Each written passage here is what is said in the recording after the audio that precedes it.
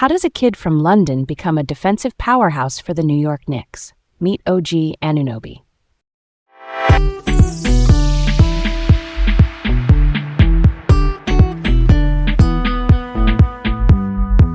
Hey, I'm Leah, feeling curious today and ready to dive into our topic.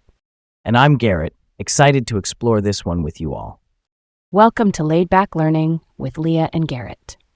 Today's episode is all about OG Anunoby, the British basketball sensation making waves in the NBA. Back in college, I tried to mimic an OG Anunoby defensive move, like that super low stance where your hips are on fire and you still slide with the ball handler. I watched a clip, thought I had it down, then tripped over my own feet and slid across the gym like a human Zamboni. My pride was sore for a week.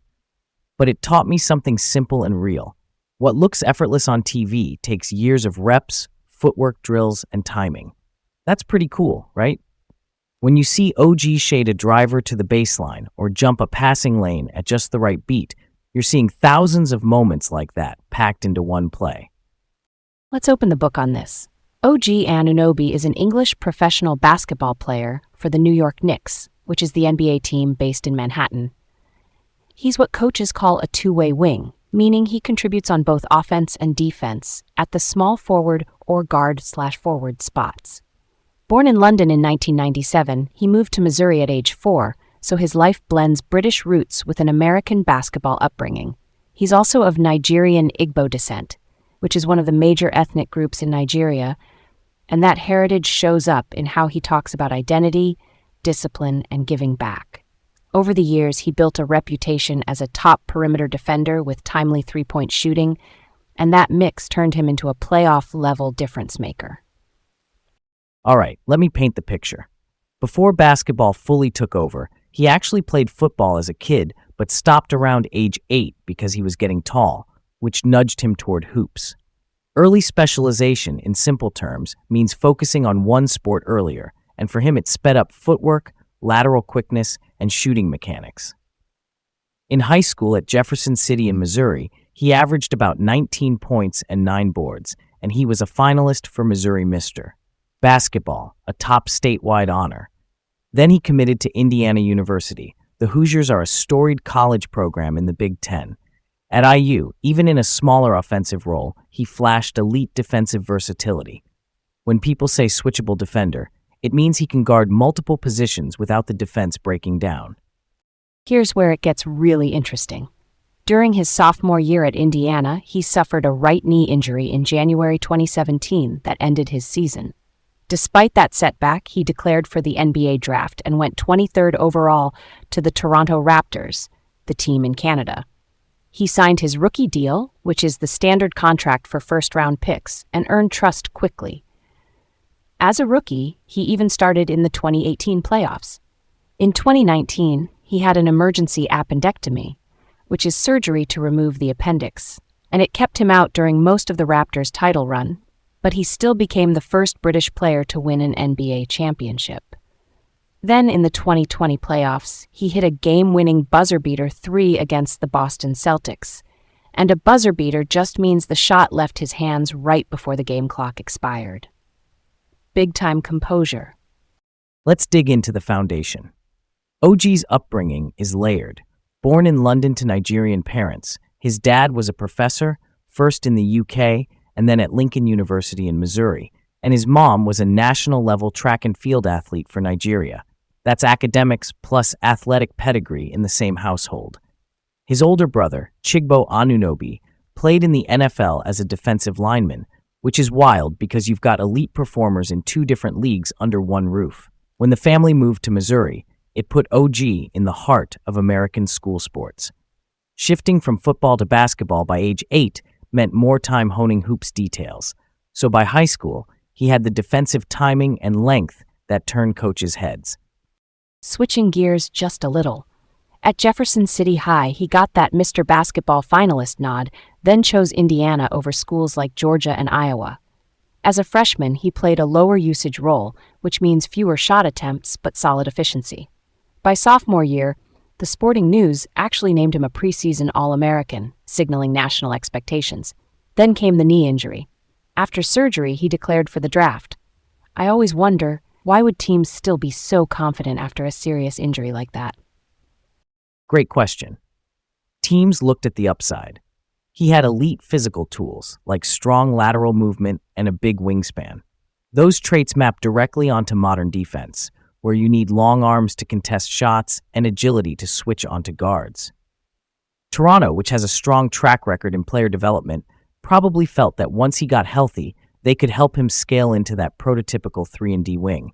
So even if he slid to 23rd due to injury concerns, the long-term profile was just too good to pass up. Okay, on to the middle chapter. In November of his rookie season, he made his first start and dropped 16 points against the Houston Rockets, who run a fast-paced offense that really tests your defensive read and react. By mid-December, advanced metrics like offensive and defensive rating had him looking incredibly efficient for a rookie starter. In the 2018 playoffs, he started and held up under pressure. Then 2019 was that historic title run for the Raptors. Although the appendectomy took him out of the rotation, he still became the first British NBA champion. That alone cements his place in British basketball history. While we're on a roll, a few big moments. March 1st, 2020, he put up 32 points with 7 steals against the Denver Nuggets, which is a bonkers two-way line. Then in September 2020, that buzzer-beating 3 versus Boston extended the series to 7. In December 2020, he signed a 4-year, $72 million extension with Toronto, signaling the franchise saw him as a core piece. He had bumps, like a finger fracture in 2022, but in the 2022 playoffs, he averaged over 17 points per game, proving he could carry more offense when needed. The 2022-23 season is huge for his resume. He led the entire NBA in steals per game and earned all-defensive second-team honors. For anyone new, the All-Defensive Team is an annual honor recognizing the league's best defenders at each position. That brings me to this. On December 30th, 2023, he was traded to the New York Knicks, along with Precious Achiuwa, a high-energy forward center, and Malachi Flynn, a guard, in exchange for RJ Barrett, a Canadian wing scorer, and Emmanuel Quickley, a speedy guard, plus a second-round pick. He debuted for New York on January 1st, 2024, with 17 points against the Minnesota Timberwolves. Then came a record that kind of blew my mind. Over his first 10 games with the Knicks, he posted a plus-minus of plus 170.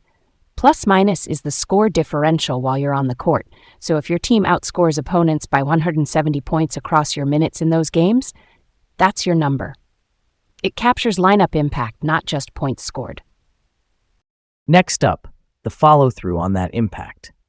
He had minor elbow surgery in February 2024 to remove a loose bone fragment, then returned in March and got rolling again. In June 2024, he declined his player option, which is a contract clause that lets the player choose whether to stay one more season at a set salary, and he re-signed in July for 5 years, $212.5 million.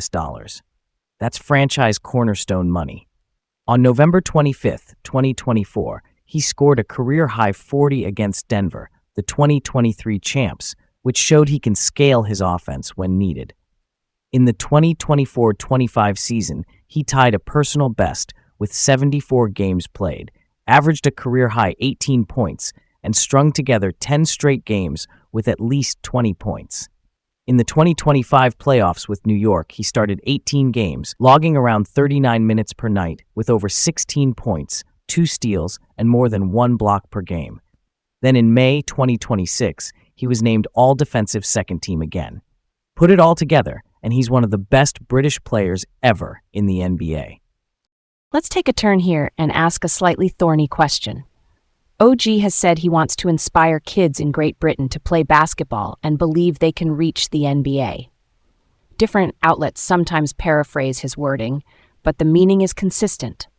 I see his 2023 move to become a minority owner of the London Lions, a top team in the British Basketball League, as a real step.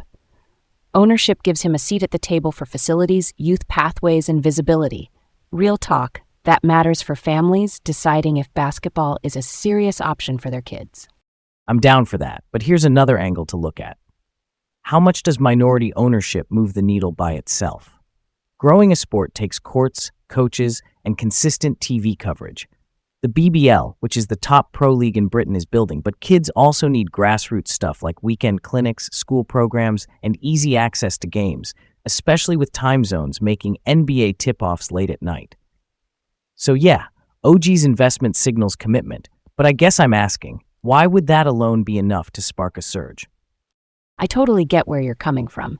It's not a magic wand, but visibility opens doors. When a current NBA starter is attached to a British club, it can attract sponsors, improve marketing, and make it easier to set up youth academies. Add in moments like his Rising Stars appearance in 2019, which is that all-star weekend showcase for top young players, and his high school jersey retirement in 2021 that keeps his story grounded and relatable. If he pairs ownership with camps in London, mentorship and media partnerships to BBL games more widely, you're stacking little wins. It's incremental, but those steps compound over time. Yeah, that checks out. Maybe the fair way to see it is as a catalyst, not the whole engine. If we start seeing more school leagues, better coaching clinics, and stronger BBL attendance, that's a sign he's helping bend the curve. It would be cool to see partnerships with the National Federation to expand indoor court access. I'm all about that perspective, and I'll be watching for those numbers to trend up. Okay, let's move on to the pop culture thread. That 2019 Rising Stars nod put him on a world stage, literally on the world team representing the United Kingdom.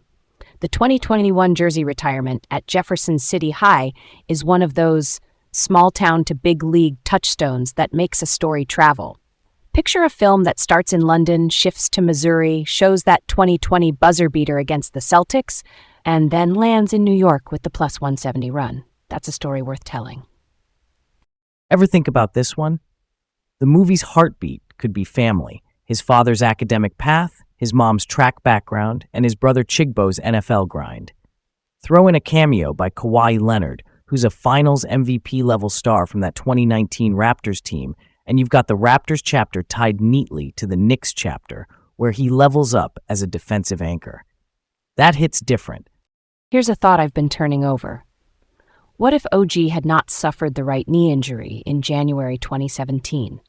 Maybe he stays at Indiana longer, or he enters the draft but climbs into the top 10, which means one of the first 10 picks on draft night.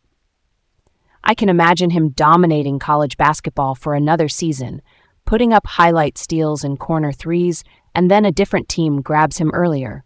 Would that have changed the arc for Toronto or even for New York later on? Let's bounce over to the next piece in that what if. If he goes top 10, he probably lands with a team that needs him to create more offense right away, which might slow the defensive mastery we saw early in Toronto.